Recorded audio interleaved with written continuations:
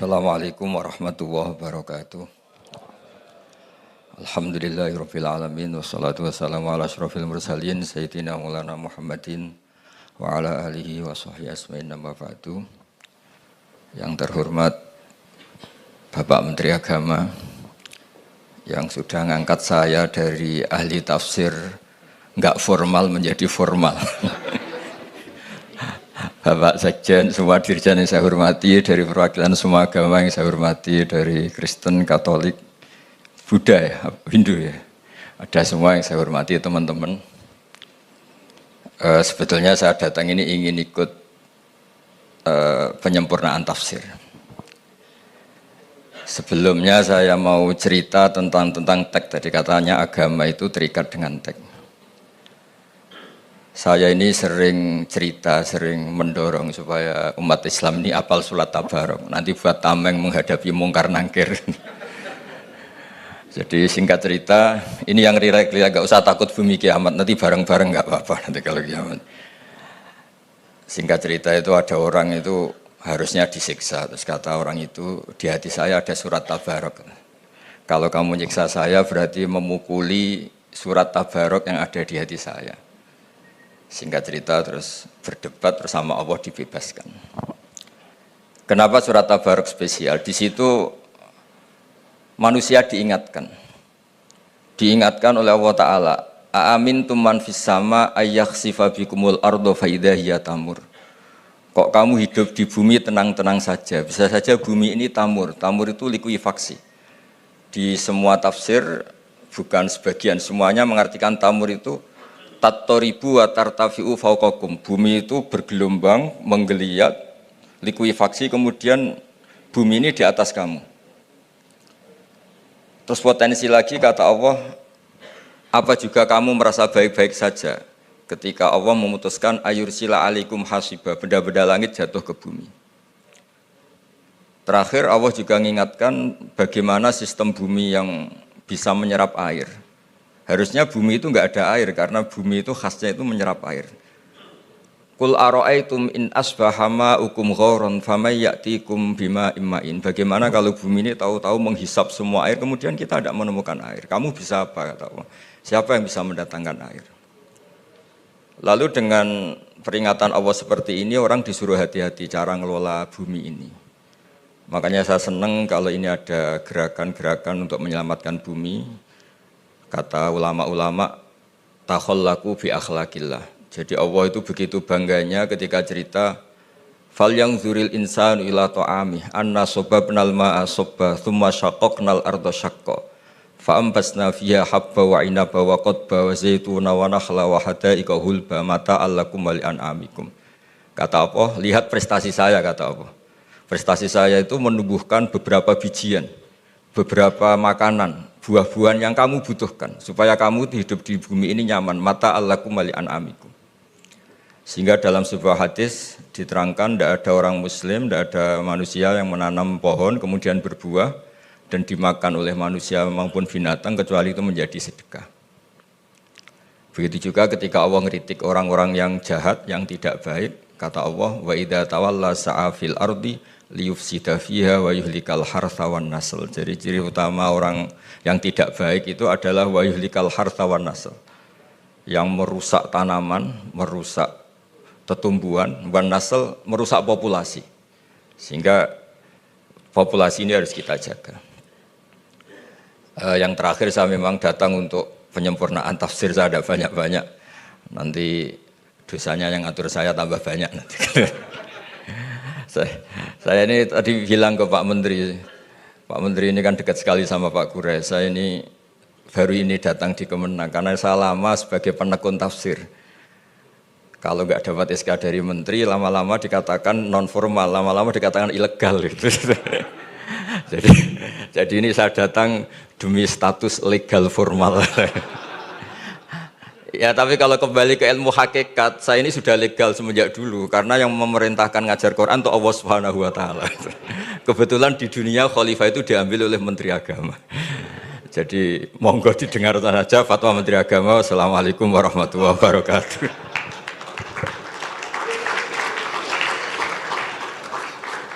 Assalamualaikum warahmatullahi wabarakatuh.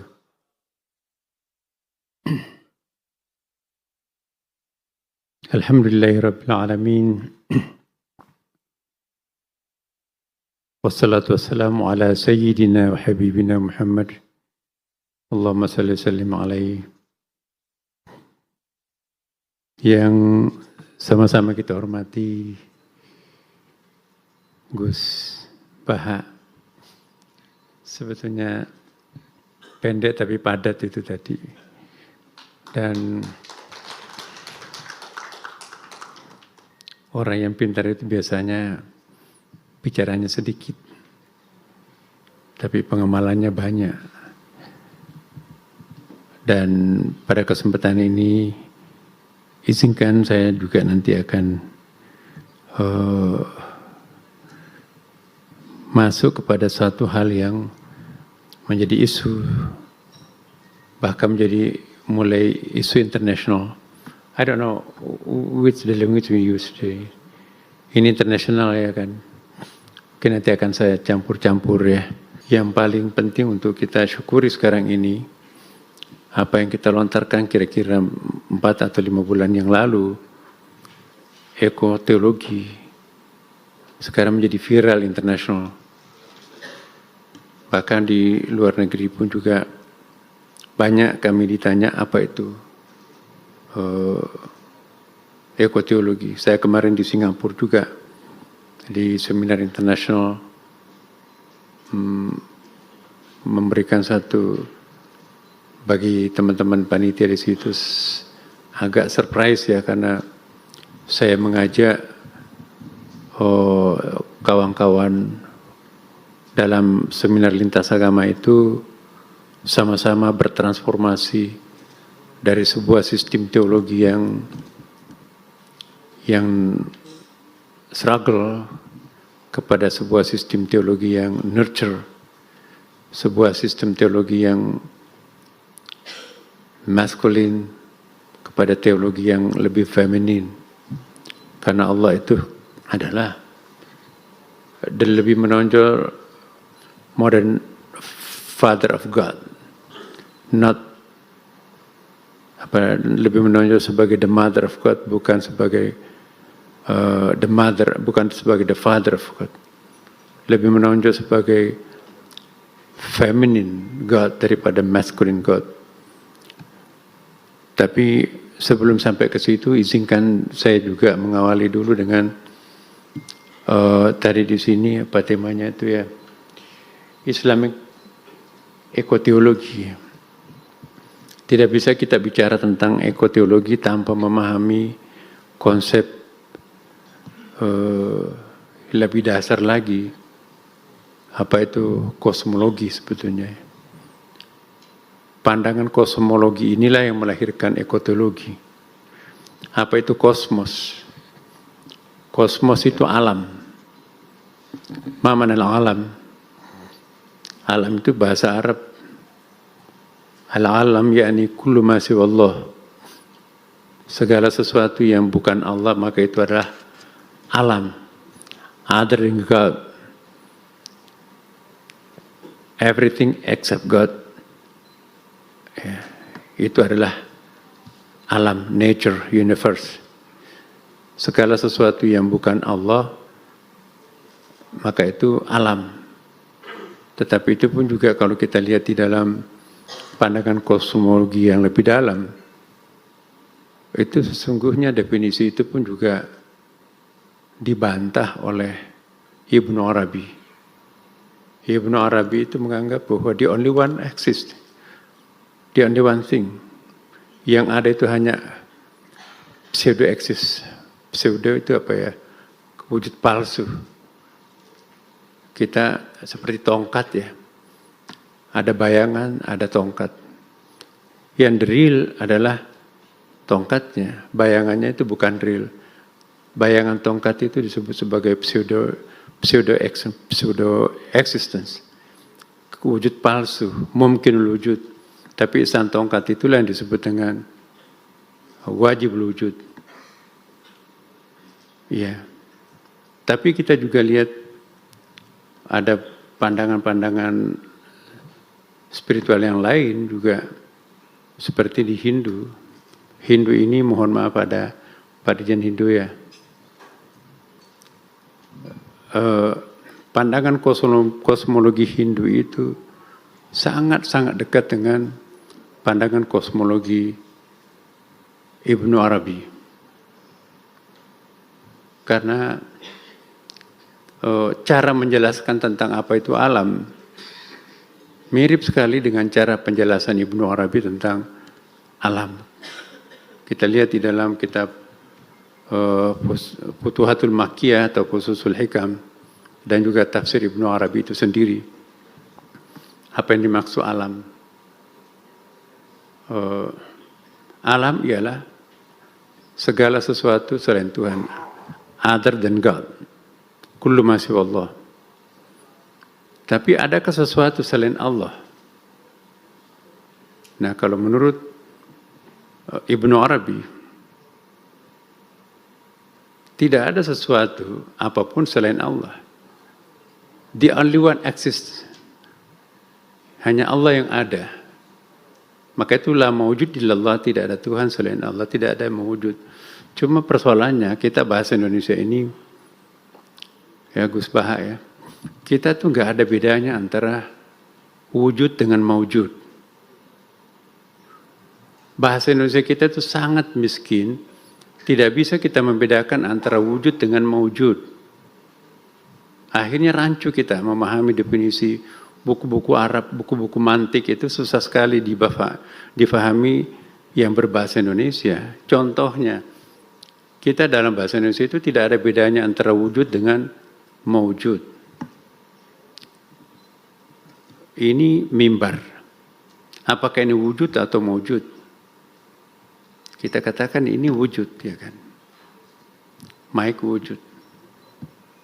Dalam ilmu mantik sebetulnya, lain wujud, lain mawujud. Ya. Tapi tergantung aliran filsafat mana yang kita anut. Plato mengatakan, ya ini podium, ini mimbar. Tapi mimbar ini bukan di sini, ini adalah mawujud.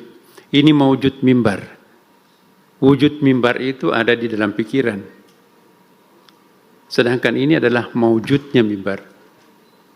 Aliran peripatetiknya Aristoteles yang dilanjutkan nanti dengan Ibnu Sina ya. Ini adalah fakta bahwa ini adalah mimbar. Kita ingat ya, aliran idealisme Plato itu. Lapangan itu bukan di sana. Lapangan itu dalam pikiran. Itu ada yang Anda lihat sebagai lapangan itu tanah ditumbuhi rumput. Aristoteles mengatakan tidak. Itu lapangan. Ya, ini aliran pragmatis nih. Sampai sekarang ini membelah pikiran para pemikir kita itu ya. Nah, Ibnu Arabi mengatakan bahwa lapangan itu wujudnya ada dalam pikiran, mewujudnya itu di sana tuh. Betapa banyak tanah ditumbuhi rumput, Anda tidak sebut lapangan. Kok itu yang disebut lapangan? Ya karena itu ada ukurannya berapa kali sekian, maka itu lapangan. Sedangkan di situ kan nggak ada ukurannya. Di mana letak pengukuran itu di konsep. Nah, konsep lapangan itu disebut oleh Ibnu Arabi sebagai wujud. Dan mantik pun juga mengatakan seperti itu. Ya. Yang mewujud itu yang sudah terbentuk di depan itu. Ya, ini meja. Betapa banyak kayu, kok tidak disebut meja? Jadi konsep tentang meja, kursi, pintu, itu di pikiran, itu namanya wujud. Sedangkan yang terwujud dalam meja, pintu, yang di sana itu yang disebut dengan mawujud. Dalam bahasa Indonesia, nggak ada bedanya wujud dengan mawujud. Yang kitab-kitab bahasa Arab itu diterjemahkan, dalam Quran pun juga terjemahnya itu nggak ada beda, tidak dibedakan antara mawujud dengan wujud. Padahal itu sangat beda tuh. Wujud itu yang tidak tampak di dalam pikiran, konsep, in our mind. Yang mawujud itu adalah yang tampak ini. Nah, persoalannya kosmologi ini. Apa itu kosmologi Islam? Tergantung. Apakah kita penganut Al-Farabi yang disebut sebagai Al-Mu'allimut Tsani, Al-Mu'allimul Awal, yakni Plato, ya kan? Atau aliran Ibnu Sina yang gurunya mazhabnya adalah peripatetik di Aristoteles itu. Nah, saya nggak tahu nanti kita di sini akan beraliran mana nih. Ya. Ibnu Arabi mengatakan bahwa yang Anda lihat banyak ini sesungguhnya itu adalah wujud-wujud kamuflase. Ini adalah bayangan. Jadi apa yang kita lihat ini itu tajallinya Allah. Manifestation of God. Ya. Jadi hanya satu wujud, nggak banyak wujud. Ya. Sama dengan Hindu. Itu kan ada Vedanta, ada mazhab Vedanta, ada mazhab Advedanta, ya kan Pak. Kalau Vedanta itu, ya ada dualitas di situ. Ada sang pencipta, ya, ada makhluk, ada khalik, ada makhluk. Itu Vedanta. Tapi kalau Advedanta, tidak ada khalik dan tidak ada makhluk. The only one. Hanya dia sendiri. Itu disebut dengan Advedanta. Sama dengan Ibnu Arabi. Yang ada hanya satu kok. Yang wujud itu hanya satu. Maujudnya banyak. Eksistensinya banyak. Sama kita melihat cermin.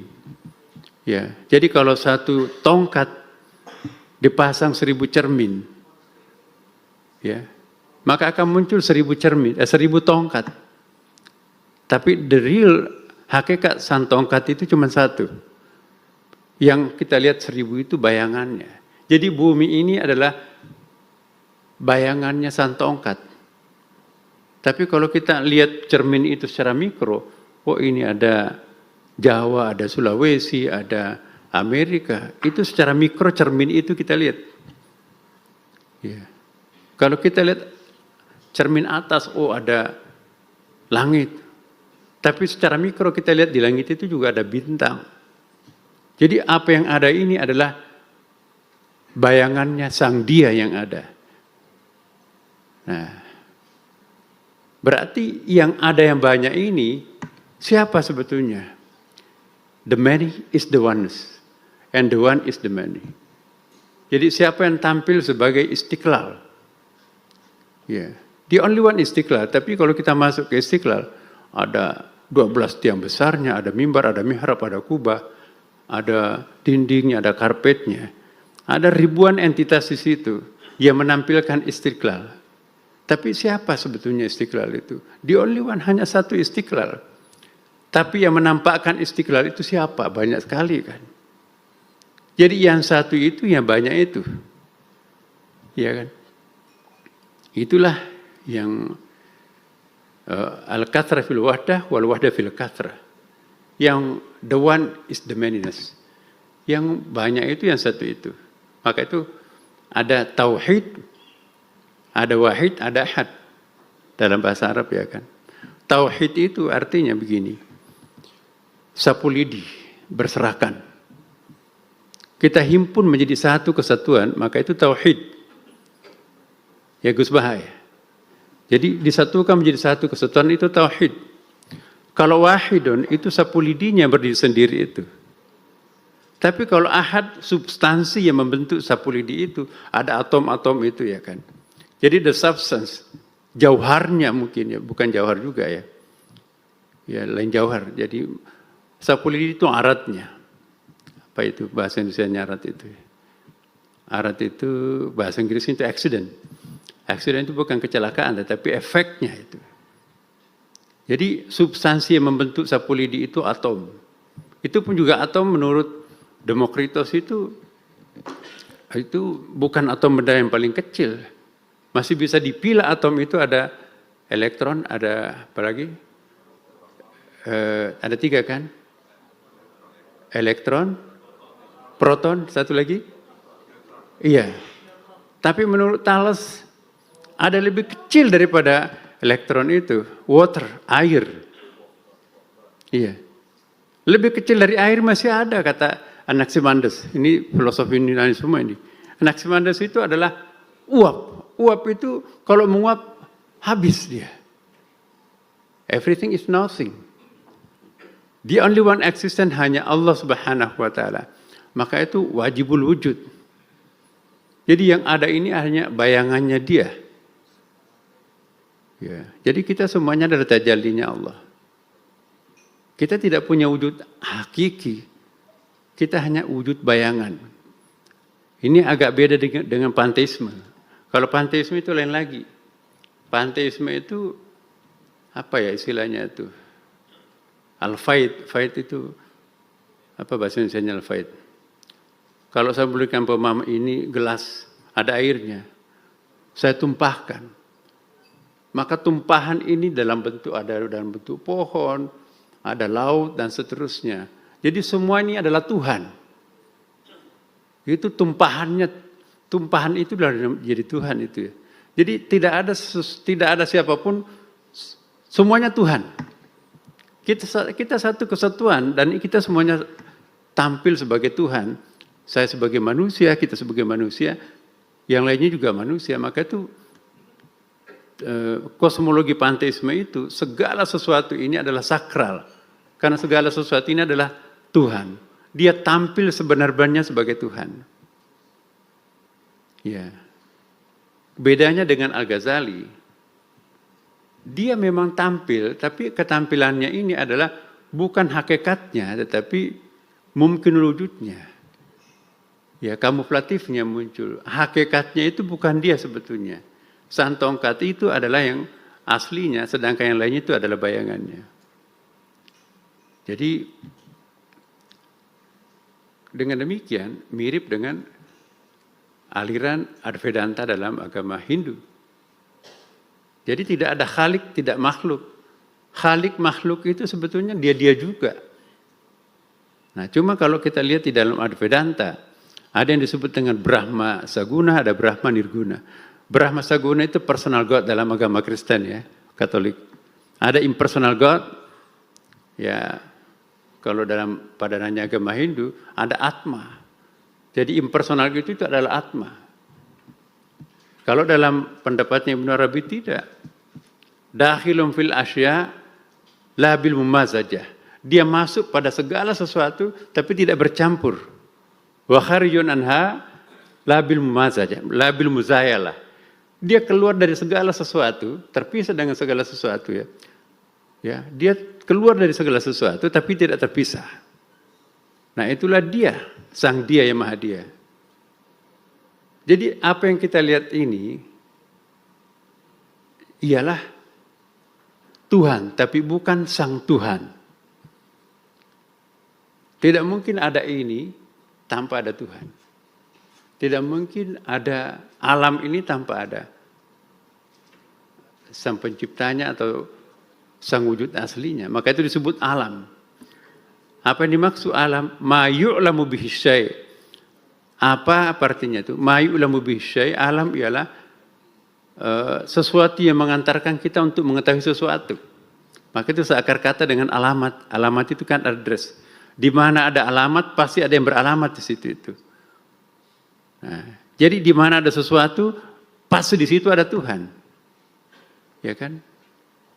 Nah, di sini bedanya Ahlussunnah wal Jamaah ini. Di mana ada sesuatu, di situ tidak ada Tuhan.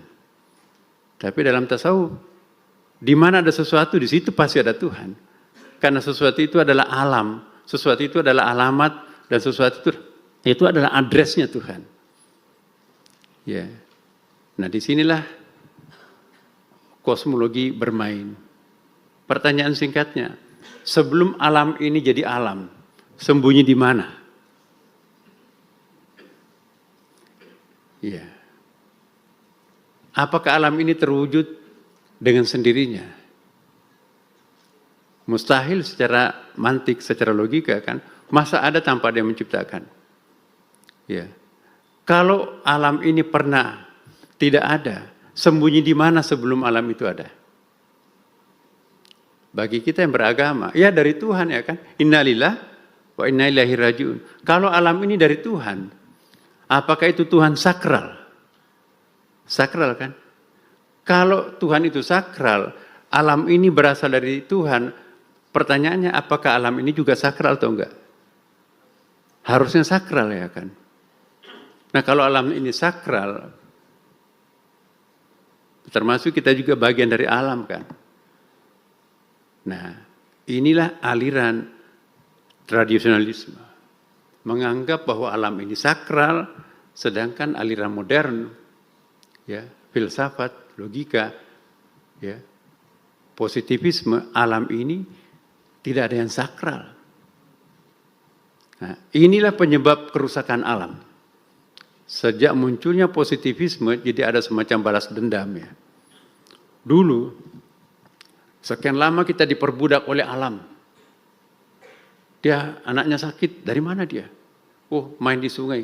Berarti penjaga sungai itu marah, kasih sesajen ke sungai itu.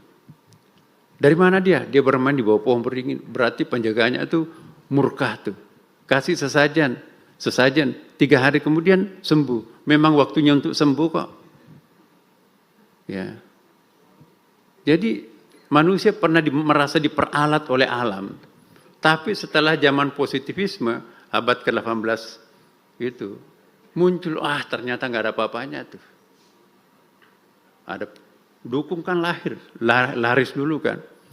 Larislah dukun, tapi setelah ilmu pengetahuan canggih, digeserlah dukun itu oleh puskesmas. Ada dokter.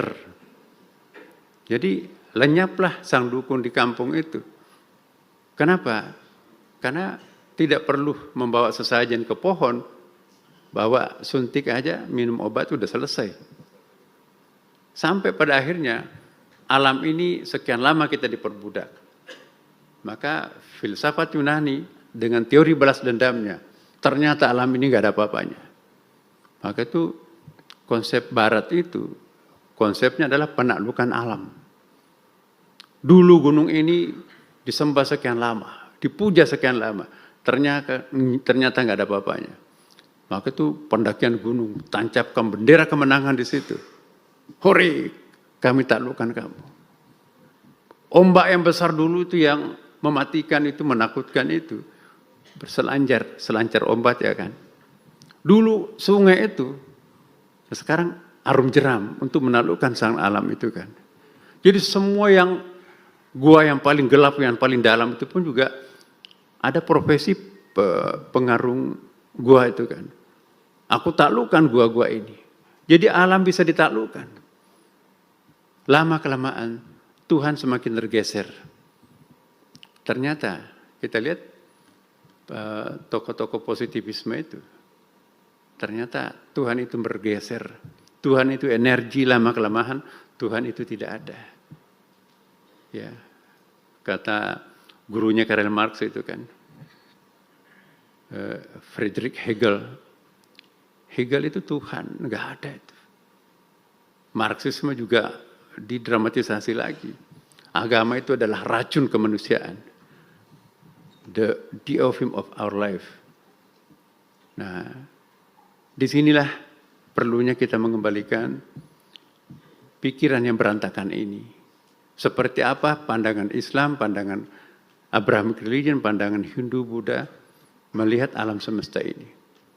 Nah, saya ingin ingatkan kembali bahwa ekoteologi ini adalah mengembalikan pandangan semula kita. Alam ini adalah istilahnya Carol Armstrong itu sebagai partner. Alam ini adalah partisipan, berpartisipasi untuk mengeksistensikan kita, mewujudkan kesempurnaan kita. Alam ini partner, bukan sebagai objek. Nah, kesalahan kita selama ini, alam itu hanya dijadikan sebagai objek. Nah, inilah Profesor Lin menganggap penyebab rusaknya alam ini adalah Abrahamic religion. Agama anak cucu Ibrahim inilah yang merusak alam.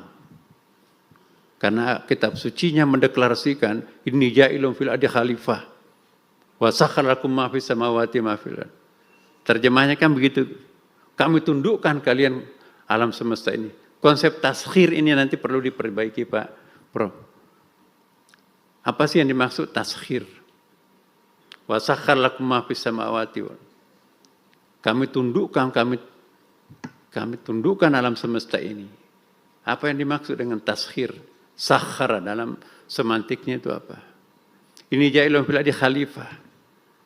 Kami tunjuk kalian sebagai khalifah representatif aku di muka bumi ini. Sama juga dalam kitab Mazmur kan Pak. Kitab Kejadian itu ya. Manusia itu adalah penguasa alam semesta. Ya. Tapi kita lihat agama Hindu tidak. Alam ini sejak dulu dianggap sebagai partner. Ya. Pohon yang sudah berdaun 40 lembar ke atas itu sudah ada penghuninya.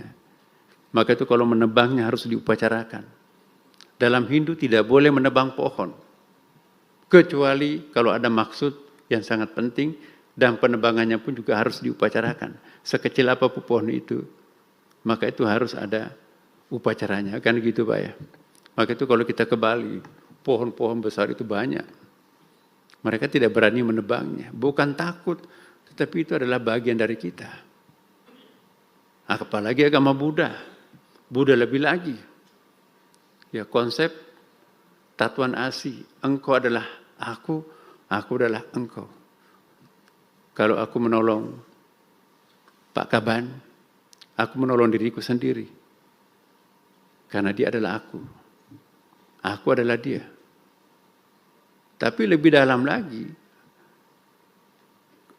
diterapkan juga di pohon. Engkau adalah aku adalah engkau. Jadi ketika engkau lapar, ketika engkau kering, berarti haus, aku merasakan kehausan itu. Nah ketika aku memberikan siraman untuk berhenti haus, beri makan, berarti engkau kenyang, aku juga kenyang. Kucing tetangga pergi pulang kampung, ya. Kita belikan makanan supaya kucing itu makan. Mbak, tolong belikan makanan kucing. Loh, itu kan kucing tetangga, bukan. Itu aku. Loh, ibu kucing, iya. Kucing itu aku. Tatuan asi. Bagaimana kalau kucing itu lapar? Seperti juga aku lapar. Belikan. Jadi tidak pernah kita menyesal kalau engkau adalah aku adalah engkau. Waduh, tadi saya kasih kebanyakan ya. Nah, itu akal yang main di situ itu. Kalau tatuan asi, enggak pernah orang Buddha itu menyesal dalam mengambil sebuah tindakan. Kenapa? Karena tatuan asi itu. Nah kita tatuan asinya enggak muncul di sini nih. Lulu gua ya kan gitu kan. Nah apalagi kalau pohon. Jadi spiritualitas kita terhadap pohon itu udah enggak ada lagi. Kita pulang kampung, waduh.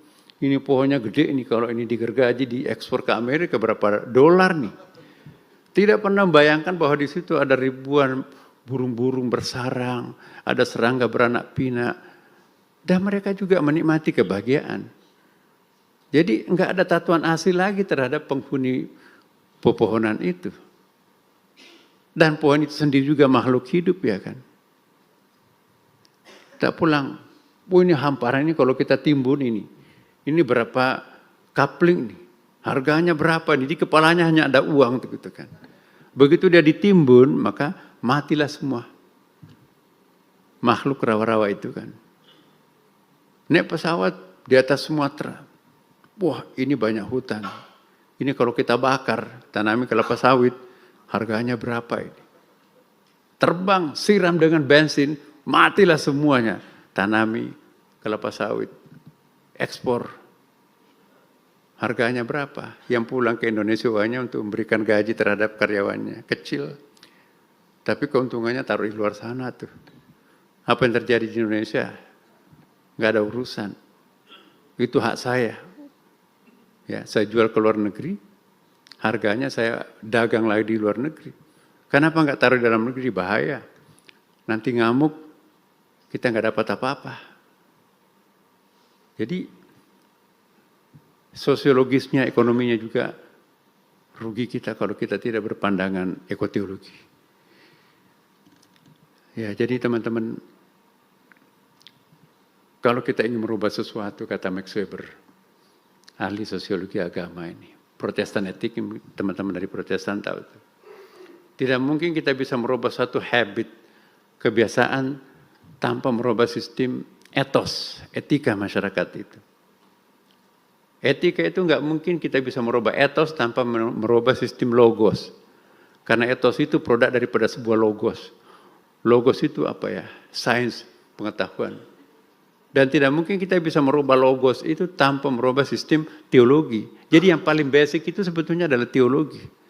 Jadi kalau masyarakat kita melihat di sini banyak sekali perilakunya menyimpang, tidak bisa kita hanya menyelesaikan dengan sistem perubahan habitnya, perubahan logosnya. Tapi kita harus menyelami perubahan teologisnya.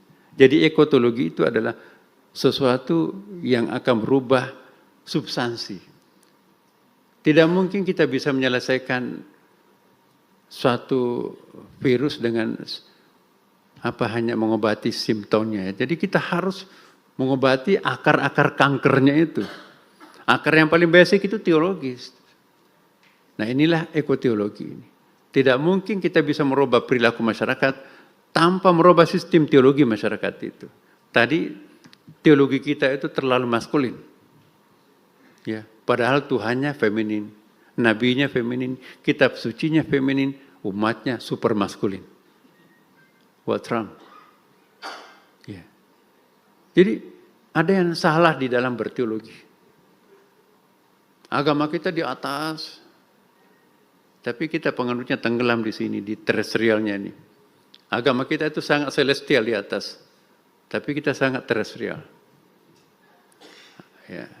Nah ini juga pengertian as-sama dan al-ard. Di dalam bahasa Inggris itu ada dua pengertian, bukan saja bahasa Inggris ya, bahasa Arab juga ada makna majazi, ada makna hakiki ya kan. Ada takwilnya as-sama itu bukan hanya berarti blue sky, langit biru, tapi juga bisa berarti as-sama itu dengan celestial. Celestial itu sesuatu yang suci, agung, ya, ketinggian. Lawannya adalah al-ard, bisa berarti the earth, tanah, bumi, tapi juga bisa berarti terrestrial, dunia yang rendah, dunia yang mekanikal, dunia yang fisikal, dunia yang kasar. Sedangkan as-sama itu dunia yang agung, dunia yang abstrak, dunia yang tinggi. Nah, semua kita artikan langit, semua kita artikan bumi, tetapi di dalam kamus lisanul Arab itu as-sama itu juga bisa berarti celestial.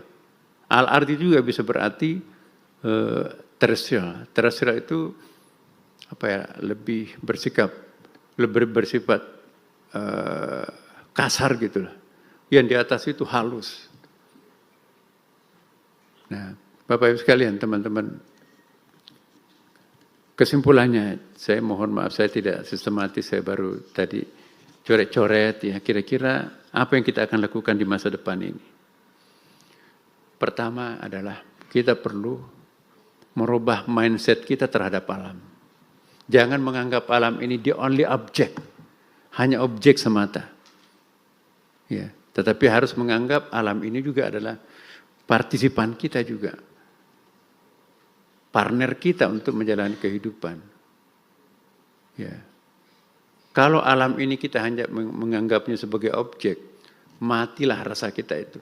Tidak mungkin sesama umat manusia itu akan menimbulkan rasa yang sangat intensif. Tapi kita butuh tempat yang sacred.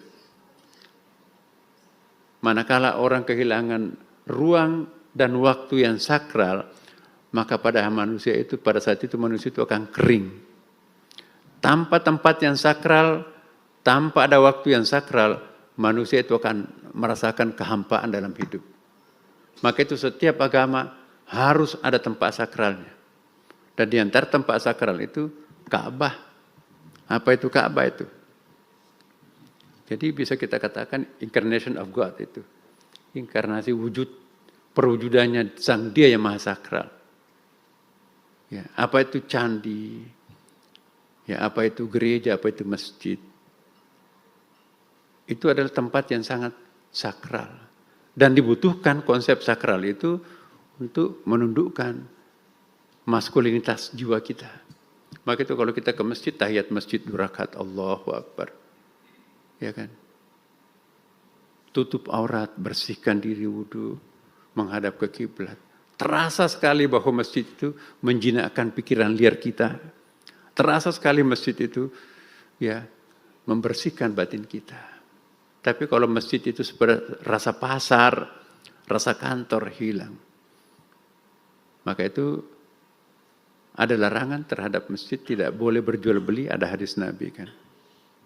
Masjid itu harus disakralkan. Jadi lama-kelamaan kalau kita terpaut dengan masjid, bukan saja masjid terasa masjid, pasar pun akan terasa masjid, kantor terasa masjid, rumah kita terasa masjid, dimanapun kita berada adalah masjid. Al-ardu masjidun, kata Rasulullah. Permukaan bumi ini adalah masjid. Tapi kalau masjid sudah tidak sakral, akhirnya masjid rasa pasar, masjid rasa kampus, dan seterusnya. Hilanglah kesakralan itu. Kenapa kita berbondong-bondong ke tanah suci? Di situ ada tempat sakral untuk berdoa. Kita memperebutkan tempat sakral. Kita bisa membuat Ka'bah lebih indah di Indonesia, tapi enggak sakral. Kenapa kita ngejar Ka'bah di Mekah? Karena di situ adalah meeting point kita dengan Tuhan. Itulah yang biasa disebut dengan sacred place. Di samping sacred place ini, tempat yang harus sakral, waktu juga harus sakral. Manakala ada orang sudah kehilangan waktu-waktu sakralnya, maka hatinya pun juga akan hampa. Itulah nanti akan menjadi nafsu yang liar, pikiran yang liar. Maka itu kita perlu waktu-waktu khusus yang sakral. Ya. Wa minal laili fatahajjad bihi nafilatan lak asa iyyabaka rabbuka maqama mahmuda. Ya kan? Siapa yang ingin mendapatkan ketinggian martabat, fatahajjat, sujudlah di malam hari. Ya kan? Man talabal ula syarrul layali. Barang siapa yang mendambakan ketinggian, maka begadanglah di malam hari, bukan main game tentunya. Ya. Tapi ya sujud. Inilah message. Kita perlu merawat. Kalau kita tidak bisa mensakralkan semua space, minimum ada lokal-lokal tertentu yang harus disakralkan. Ya. Di rumah kita pun juga harus ada tempat sakral yang kita sebut musala kecil. Ya. Di sela-sela lemari pasang sajadah, tembus langit itu. Jangan ganti-ganti tempat salat, kata para sufi. Ya. Jadi ada tempat-tempat khusus yang bisa kita sebut sebagai incarnation of God, yang kita sebut sebagai sacred place, supraterrestrial, atau biasa disebut dengan the Holy Land. Jadi Holy Land itu tanah suci. Ya, subhanalladzi asra bi 'abdihi lailan minal masjidil haram ila masjidil aqsa alladzi barakna. Jadi ada tempat berkah. Dalam Al-Qur'an itu ada feng shui. Apa itu feng shui? Tempat-tempat tertentu yang sakral, yang sacred. Katolik apalagi Pak ya, ada tempat sakral itu. Maka itu kalau kita masuk di gereja Katolik, terasa ada sentuhan altar tuh ya.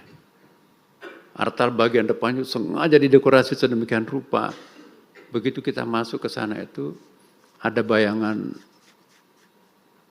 suasana batin yang aktif. Maaf, Kristen, lain lagi falsafahnya. Semua space harus sama. Ya, dindingnya segi 4 itu ada egalitarian di situ. Tidak boleh mengistimewakan satu space, nggak ada altar yang harus istimewa. Tapi itu pandangan hidup di situ. Ya. Bagaimana dengan masjid? Ya, apakah masjid harus didandani? Ada juga larangan mendandani masjid, ya kan? Nah, di dalam Al-Quran banyak sekali ayat yang mengingatkan kita bahwa itu ada tempat yang sangat berkah. Misalnya surah Al-Qasas ayat 30 itu kan. Falamma atahanu dia min syatil wadil aymani fil buqatil mubarakah. Jadi ada lembah yang berkah. Ya kan? Dan bahkan di dalam surah Taha itu fakhla'na alaika. Ya. Jadi bukalah sepatunya, bukalah sandalannya. Ya. Kenapa? Karena kita berada pada Wadil Muqaddas itu, kita berada pada lembah yang sakral.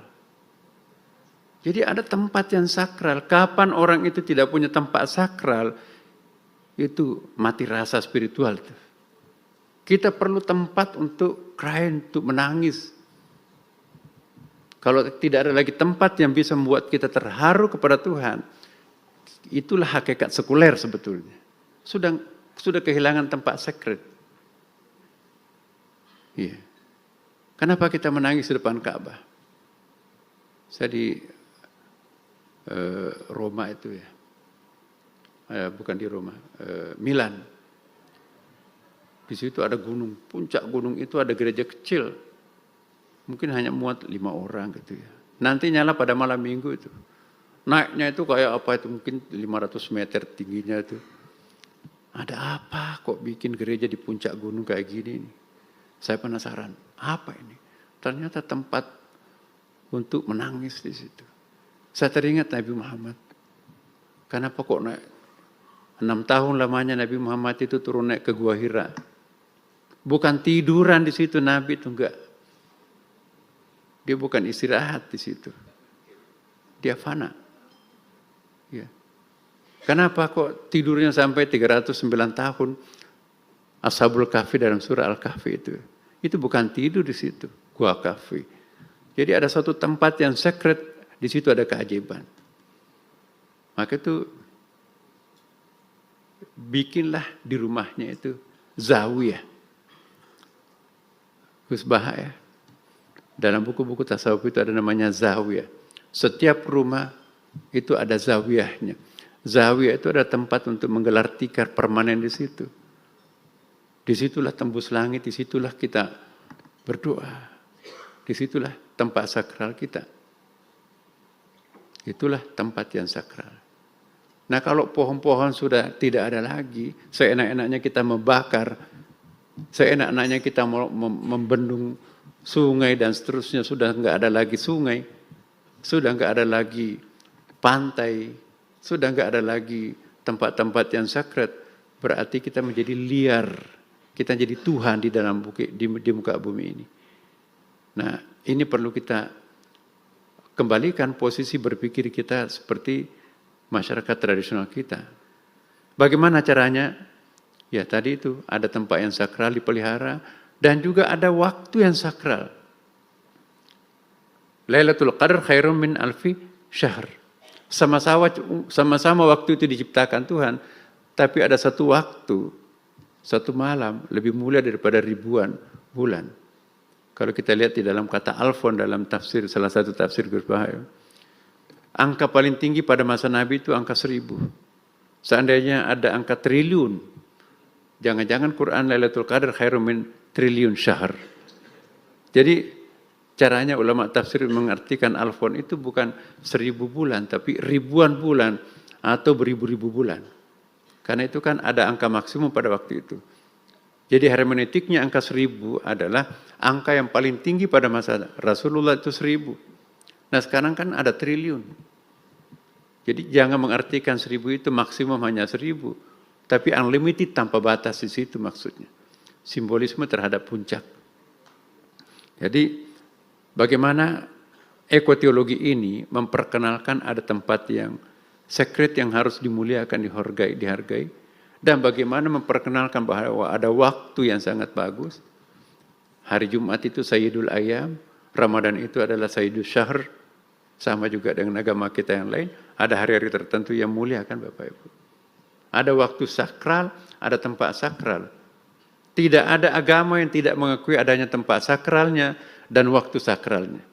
Nah, kalau ini tercerabut dalam hati dan dalam pikiran para pemeluknya, kalau umat beragama sudah tidak punya tempat sakral dan sudah tidak punya lagi waktu sakral, maka hilanglah agama itu di dalam benaknya. Setuju atau tidak setuju, kita lihat dalam kitab suci kita masing-masing kan. Ya. Hindu bukan main. Karena itu teman-teman, apa yang dimaksud dengan ekoteologi di sini artinya adalah mari kita bersahabat dengan alam. Caranya bersahabat dengan alam, kita menggunakan otak kanan kita. Selama ini kita menggunakan otak kiri dalam menggarap alam semesta ini. Akhirnya kita nggak dapat apa-apa. Dahulu kala 3.500 tahun masyarakat tradisional itu mempertahankan hidupnya dengan otak kanan. Ya, tidak membutuhkan laboratorium, tidak membutuhkan teknologi canggih, tapi bisa bertahan hidup ya. Sampai 3.500 tahun masa lampau itu. Caranya seperti apa? Melalui persahabatannya dengan alam. Dalam Al-Quran, wa in min syai'in illa yusabbihu bihamdihi walakin la ta'lamuna tasbihahum. Tidak ada sesuatu yang tidak bertasbih. Ma makna tasbih? At-tasbih bimana at-tanzih. At-tanzih itu ada tanzih qudusi, ada tanzih subuhi. Ya, saya tidak jelaskan lebih detail di sini. Semua bertasbih. Suatu saat Rasulullah di Madinah itu ada hadisnya. Wahai sahabatku, pernah enggak mendengarkan pasir bertasbih? Masa? Nabi memungut 7 butir pasir. Tangannya Utsman, ini. Coba dengarkan. Enggak ada tuh suaranya Rasulullah. Dempetkan di telinganya, dempet. Oh ada, seperti suara lebah. Itu bukan suara lebah, itu tasbihnya pasir. Ini Masya Allah Bapak Ibu. Artificial intelligence sekarang ini tiap hari menemukan sesuatu yang baru. Pepohonan daun-daun seperti ini, itu semuanya punya energi. Setiap energi itu punya getaran, dan setiap getaran itu punya hasilnya bunyi. Jadi daun-daun ini, itu ada energinya. Energi itu ada getarannya. Getaran itu menghasilkan bunyi. Ada alat sekarang ini, mampu merekam, memperbesar suara yang disuarakan oleh pohon-pohon daun-daun itu. Ternyata apa suaranya itu? Tasbih. Ya. Jadi terbukti artificial intelligence itu membuktikan ayat ada tasbihnya. Karena itu yusabbihu lahu ma fis samawati wal bertasbih semua. Kalau mereka itu bertasbih, tasbih artinya memuji dengan cinta. Tidak mungkin orang memuji tanpa emosi kan? Bisa enggak mencinta tanpa emosi? Enggak kan?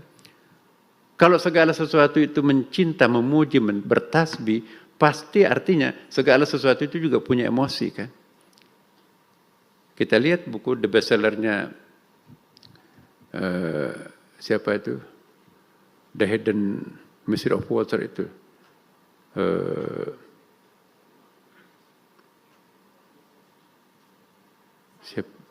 Siapa? Ya, Masaru Emoto ya.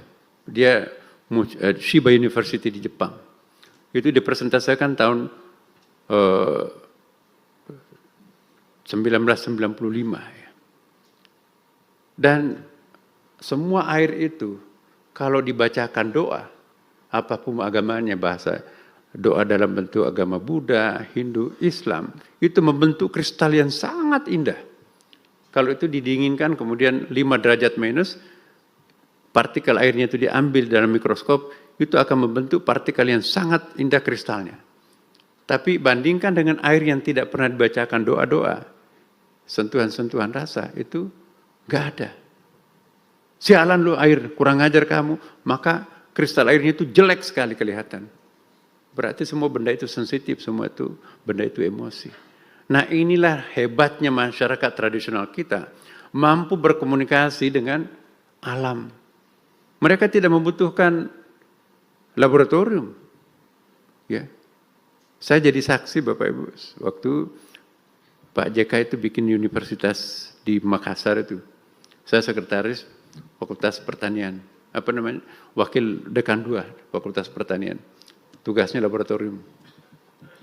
Kebun percobaannya Pak JK itu ya. Sekarang jadi perumahan besar di Makassar, baru gaya itu namanya itu. Ada dosen dari Unhas, doktornya dari Amerika. Pak Tua, kami akan babat jagungnya. Jagungnya sudah mau berbuah tuh. Ya, kenapa nak? Kita mau tanam kedelai ini, bibit Amerika ini. Buahnya nanti besar dan hasilnya 5 kali lipat daripada hasil jagungnya Pak Tua. Pak Tua yang tidak tamat SD, umurnya 65 tahun. Pak Bacok namanya ya. Ya, lihat nak, kedelainya. Dia cium kedelai itu, dia pungut tanah di genggaman kirinya, cium. Nak, ini nggak bisa cocok tanah ini nak. Ah enggak, kami sudah periksa di laboratorium. Tanah ini topsoilnya sangat bagus, subur nih. Terpaksa dibabat tanahnya Pak Tua itu. Sedih Pak Tuanya itu. Nah ini nggak bisa tumbuh, nggak bagus di sini. Nak. Dari mana Bapak tahu? Dia penciuman tuh. Setelah 3 bulan, besar kedelainya tapi nggak keluar buahnya. Akhirnya kedelainya itu ditebang. Padahal ini doktor agronomi pertanian tuh kan. Hebat mana? Pak Bacok tidak tamat SD, yang dokter dari Amerika. Satu menggunakan otak kiri, satu menggunakan otak kanan. Ya. Saya tidak mengajak kita untuk kembali ke tradisionalisme, enggak. Dalam ekoteologis ini. Tapi ini perkawinan antara Iqra, Bismi Rabbik. Iqra itu otak kiri, Bismi Rabbik itu otak kanan. Iqra, Bismi Rabbik. Ya. Contoh konkret. Itu kalau tidak percaya baca buku Kompas itu, pemberitnya Kompas yang menyertai Pinisi Nusantara ke Vancouver. Dalam rangka 17 khusus Pak Harto waktu itu, fase terakhirnya.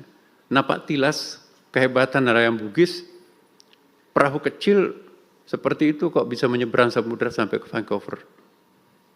Ya. Disertai dengan navigator angkatan laut, kolonel, lengkap juga dengan alat-alatnya. Pas sampai di pulau di tengah samudra, Pak Muhammad itu navigator tradisional dari Bulukumba, Pak mampir di situ. Pak jangan, kita kejar waktu ini 17 khusus ini harus sampai sebelum 17 khusus sudah harus sampai perahu ini di Vancouver. Kalau memang Anda mau nekat, turunkan saya di pulau tidak berpenghuni ini. Kan nggak mungkin diturunkan Pak Muhammad di situ. Sandarlah perahu ini di sebelah utara. Pak Muhammad berulang lagi, jangan parkir di sini, tapi harus sebelah selatan. Untuk apa Pak? Marah Pak Kolonel tuh. Ini kalau kita jalan berapa jam bisa kejar waktu ini. Ini terang begini kok. Enggak, nak. Jangan. Pindahkan perahunya ke sini. Tidak sampai 2 jam setelah itu kata penulis Kompas, seorang Katolik ya. 2 jam kemudian cuaca berubah. Seandainya parkir perahunya di sini, hancur perahu ini terhantam ombak. Di sini terlindung di sini. Kira-kira 2,5 jam kemudian, Pak Muhammad, ayo jalan. Giliran kolonelnya jangan dulu Pak, masih gelap. Enggak apa-apa jalan. Tidak lama setelah jalan, terang kembali langit. Satu menggunakan navigator, satu menggunakan firasat. Ya, Pak Barudin Lopa disertasi loh penelitian ilmiah. Tanam kakinya di laut. 4 menit sebelum melaut. Oh, jangan melaut. Perubahan cuaca terjadi di sana. Nasi bungkusnya bawa pulang. Kata istrinya nelayan itu, kenapa pulang Pak? Ada pesan, jangan melaut. Ada perubahan, ya udah. Anak muda yang tidak mengindahkan pesan laut itu, nekat pergi ke sana. Perahunya terbalik, dianya pun juga hampir mati. Jadi upacara laut yang dilakukan oleh orang Mandar di Sulawesi Barat itu bukan bid'ah. Bukan musyrik. Dia konsep persahabatannya dengan laut. Nah, wah, itu kalau mata Wahabi melihat itu bahaya ini. Ini upacara laut. Kami salat, saya tidak menyembah laut. Laut itu sahabat saya. Ya. Tidak ada benda mati kan. Nah ini persepsi kita. Orang sekuler menganggap ini perbuatan nggak masuk akal, konyol. Tapi bagi nelayan tradisional Mandar itu, upacara laut itu adalah persembahan sahabatnya. Nabi kan juga bersahabat dengan alamnya. Jadi ketika mimbarnya Nabi diganti, nangis tuh. Ya. Ada hadisnya kan? Ada 7 hadisnya itu tentang mimbar. Apa yang engkau minta wahai sahabatku? Mau enggak aku tanam di pinggir kali atas izin Allah, kan Nabi punya mukjizat. Kamu akan hidup memberi makan orang. Atau engkau nanti akan hidup di surga memberi buahmu kepada para penghuni surga. Ya. Bisik-bisik, berdirilah seorang jamaah Jumat itu kan ada ibu-ibu yang ngasih mimbar istilahnya itu. Apa jawabannya Rasulullah? Dia memilih untuk memberi makan para penghuni surga. Ya. Setelah sholat Jumat, sahabat yang bertanya itu menggendong bekas mimbar itu pulang ke rumahnya. Ini bukan mimbar biasa. Bisa menangis, komunikasi dengan Nabi, dan memberi makan penghuni surga. Di depan Rasulullah dia gendong pulang ke rumahnya. Jadi memelihara barang antik itu bukan bid'ah. Ya. Jadi persepsi kita tentang alam ini Bapak Ibu. Inilah yang kita maksudkan dengan ekoteologi, bukan mengajak untuk mistisisme, dinamisme, animisme. No. Kita tahu ada syirik. Ya. Syirik itu jangan terlalu general definisinya. Karena tidak ada benda mati kan. Ya. Suatu saat ada hadis nih. Ada pinggir kota Madinah, ada salat menghadap ke pohon. Kelihatan sahabat, lapor kepada Rasulullah. Ya Rasulullah, ada orang di situ nggak pernah kelihatan wajahnya selama ini. Dia salatnya menghadap ke pohon. Ciri-cirinya apa kata Rasulullah? Pokoknya begini, oh itu bukan orang biasa, itu Nabi Khidir. Kembali, sampaikan salam saya, tidak bisa menjumpuinya karena ada tamu. Ya, begitu disampaikan, yang mulia, salamnya Rasulullah, minta didoakan supaya sukses menjalankan misi kenabiannya. Ya, akhirnya pergi, hilang orang tua itu. Itu Nabi Khidir. Apakah Nabi Khidir musyrik karena salatnya menghadap ke pohon?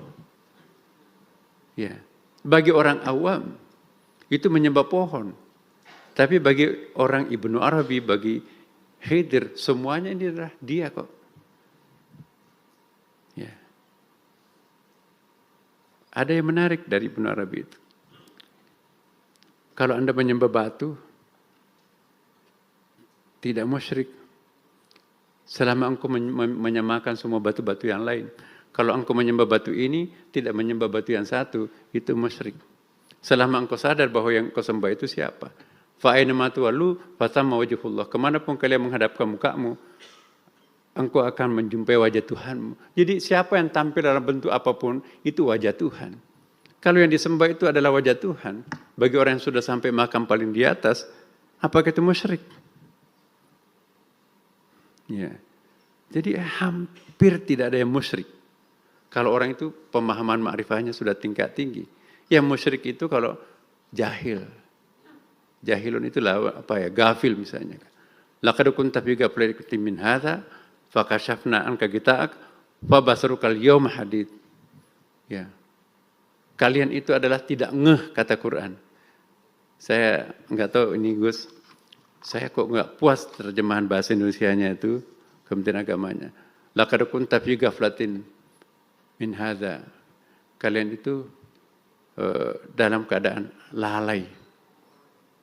Lalai itu kan konotasinya lain. Lebih bagus kalau di bahasa Jawakan itu. Al-ghafil itu enggak ngeh. Iya kan? Banyak orang saya lihat di sini. Saya enggak ngeh kalau ada Gus Bahak di sini nih. Begitu saya perhatikan, oh ada Gus di sini. Ya, fakashafna angka kita lalu tersingkaplah. Oh iya. Jadi mukasyafa itu artinya consciousness, awareness kita itu sadar kita. Oh iya. Jadi al-ghafil itu jangan diartikan lalai. Tergantung konteksnya juga sih sebetulnya. Nah, kalau terjemahannya hanya mengacu kepada bahasa, apalagi tafsir orang Arab yang culture-nya itu adalah kontinental, culture kita ini adalah maritim, banyak sekali nggak nyambung. Jadi mari kita menafsirkan Al-Quran dalam perspektif budaya maritim, bukan perspektif budaya kontinental. Ketika turun Al-Quran, ada 12 kasta di situ, Gus. Ya, itu ada buku antropologinya Profesor siapa. Ketika Rasulullah itu ada 12 kasta. Kasta yang paling rendah itu budak perempuan ajami, kayak TKW begitu kan. Dijual di pasar pun nggak laku itu. Kasta yang paling tinggi itu adalah 12, kasta ke-12 yaitu bangsawan Arab, laki-laki, Quraisy, Bani Hashim. Wah, itu setengah dewa itu. Tapi yang paling bawah itu. Dalam konteks seperti itu Quran turun. Nah, itu terkait dengan jilbab. Asbabun nuzulnya jilbab itu kan. Kita lihat. Ya. Menjalabi bin. Apa itu jilbab? Jadi yang bisa pakai jilbab pada waktu Nabi itu adalah kasta 6 ke atas. Yang di bawah 6 ke bawah itu enggak boleh pakai pakaian kerajaan, pakaian kehormatan.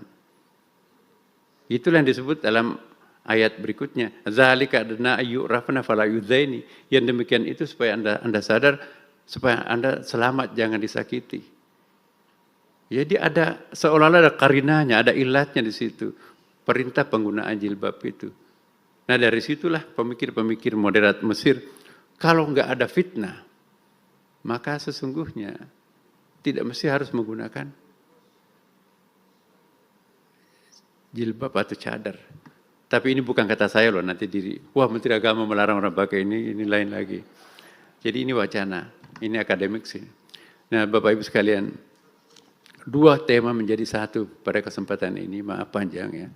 Pertama adalah tema teologi, ekoteologi, yang kedua adalah tafsir. Saya mohon penafsiran kita nanti itu, Prof. Darwis dan kawan-kawan, semua orang punya hak. Dan Allah memberikan hak setiap orang. Culture juga punya hak. Ada namanya, dalam antropologi itu ada disebut dengan culture right, hak budaya.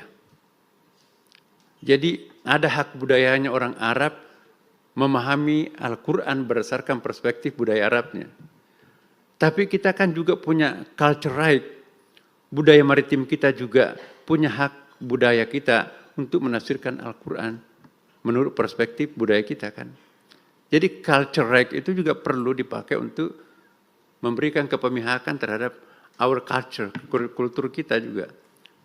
Nah setiap orang punya culture dan setiap orang punya hak untuk memahami Qur'annya dalam perspektif di mana dia berada.